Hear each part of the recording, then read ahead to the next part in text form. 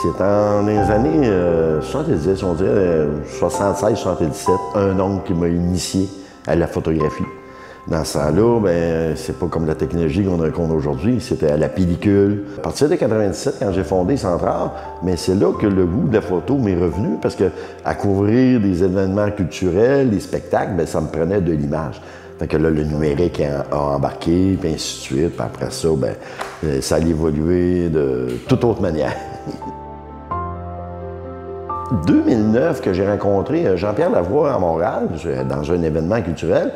Et à mon grand étonnement, c'était la personne que j'avais déjà vue qui réalisait du panorama 360. Alors, cette personne-là m'a guidé pour parvenir à créer qu'est-ce que je fais aujourd'hui. Parce que juste avant ça, la technologie n'était pas là. On voyait juste seulement des images 360, mais juste circulaires. Maintenant, ben, dans le 360 degrés, on peut regarder par terre, on peut regarder au ciel. Et c'est qu'est-ce qui fait un peu la grandeur de mon exposition dans le patrimoine religieux. Nos églises disparaissent. Nos églises sont transformées dans certains cas. Moi, je voulais souligner le côté fragile de nos églises, de nos bâtiments. Et d'où est venue l'idée, ben, notre patrimoine religieux, fragile comme un œuf. Le faire à l'intérieur, ben, c'est là que j'ai découvert la richesse de ces bâtiments-là. Enlever le côté virtuel qu'on voit sur l'ordinateur, sur des casques de réalité virtuelle, bien, j'ai réussi maintenant à l'amener sur papier, mais à l'amener dans des nouvelles formes. Et pour l'exposition, bien, j'ai dit, il n'y a rien de plus fragile qu'un œuf.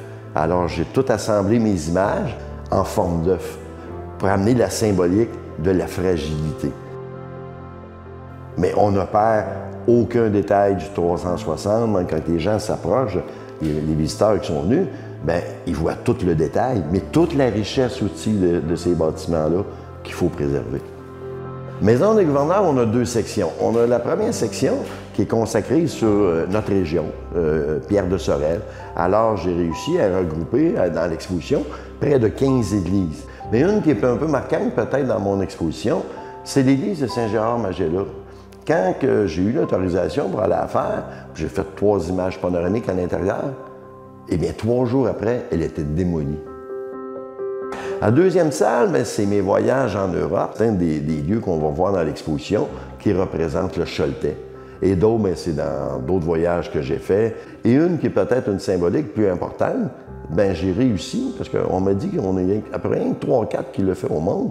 J'ai Notre-Dame de Paris, avant qu'elle passe au feu et qu'elle s'écroule. À la troisième salle, avec les images panoramiques, on peut les amener dans un autre état qui est un cube. J'ai réussi à créer comme une croix en 3 dimensions. Parce que la croix, lorsqu'on fait le tour de cette croix, sur les 4 faces, on retrouve 4 églises différentes. Puis pour l'enrober un petit peu, pour qu'elle soit toute seule, j'ai amené les fameux 4 petits cubes qui sont représentés dans la croix. Les codes QR, il y en a 2 sur chacune des pièces.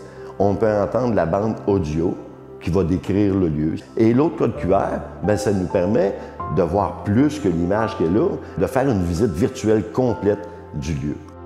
Je crois que ces images-là vont être un souvenir de notre patrimoine, une richesse. Il faut s'y approprier. L'intérêt patrimonial et historique de ces lieux, moi, ça me touche beaucoup.